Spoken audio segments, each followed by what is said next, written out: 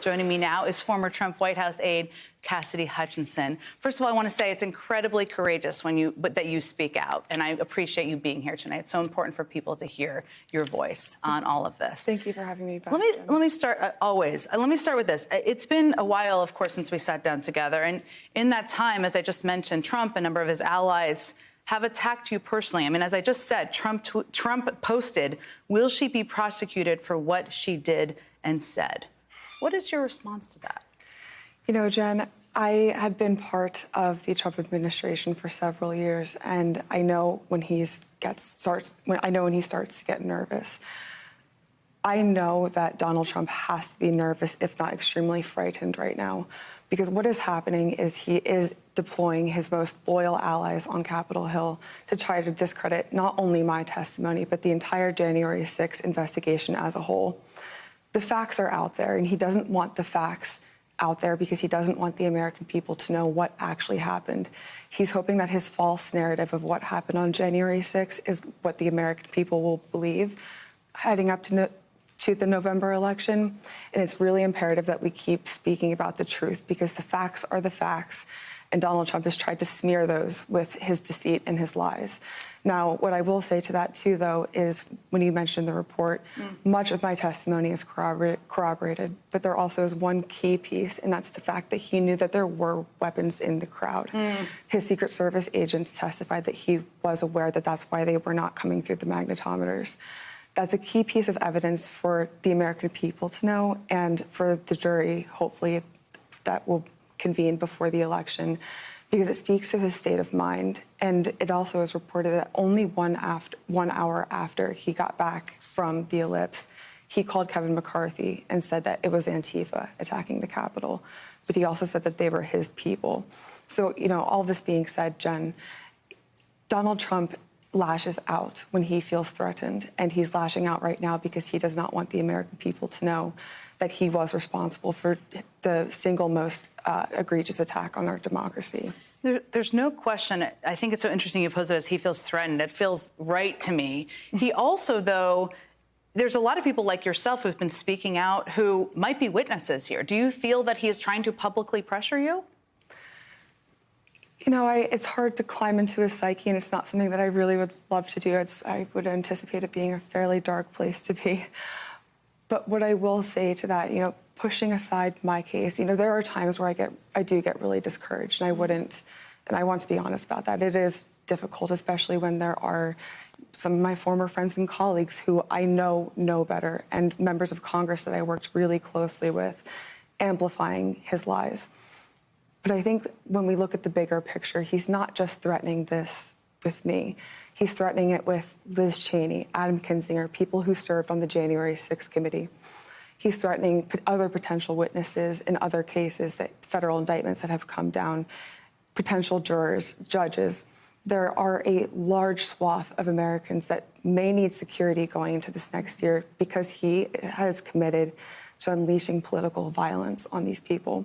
That's not what a leader does, and we're expecting him to be the Republican nominee again.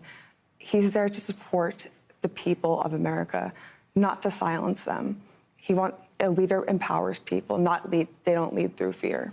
I wanted to get your thought. Sarah Matthews, a friend of yours, has been on this show, and she said something that's really stuck with me, and I think it's applicable too. I wanted to play that and talk to you a little bit about that too.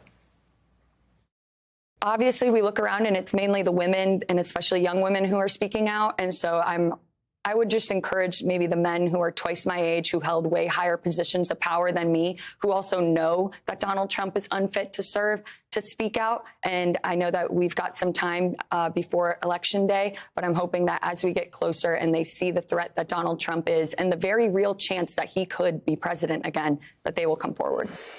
I think it's so important to state here, both of you spoke out in your 20s. Young women who were Republican, who supported the Republican Party, supported Trump, spoke out because it wasn't right in your 20s. There are a lot of people, including older men, and she said it, but I'm going to repeat it, who have not. Do you wish they would? Of course, I wish anybody would that was in the administration, that maybe not even until January 6th, but people that know Donald Trump's character. When we evaluate the politicians that we elect to office, policy is important, but especially in this period in American history, character takes precedent over policy positions. When we look at this election, there have been more people that have spoken out, but what I take issue with is when they speak out once or twice and expect that to be enough. And they're quiet then after that. Exactly. Trump World has an effective mechanism where they do hold a megaphone to the American people, where they use that megaphone to spread conspiracy theories and lies, and that's how they manipulate and seduce people to believing what Donald Trump says. We need people who are on the inside to do the exact same thing, but to speak truth to the power of the lies that Donald Trump has done. Otherwise, we might be tumbling towards a dictatorship. If it makes you feel any better, I have already put evac on alert. He's ready to go if it comes to that. General, I can assure you. Hey, General, let me into the war room to see you, so I had to hack my way onto this frequency. This better be critical, Wheelie. Sir, come on, when is it not, please? Okay, couple of things. I'm running low on the dough. I was thinking about taking a couple of months sick leave, maybe starting today. And, oh yeah, I intercepted a transmission from Megatron. Then send it through. Yes, sir, right away, sir. And so I'll assume that we're going on to let us know. This is your last warning, insects. Relinquish what remains of the Allspark. So who's the insect? You? What? Who's the insect? Protect you. They were defeated on our world, and we will defeat them here. The Megatron. This was just a diversion. Security, please bring up. Rabbit, she's already inside. Deeds! Give me an update on that reserve. What's readiness? What was his name? What was it? Evac, sir. Right, evac.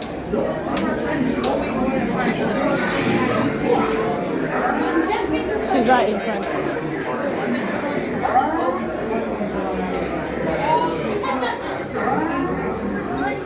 We are facing a heavy sustained attack. They appear to be after the Allspark.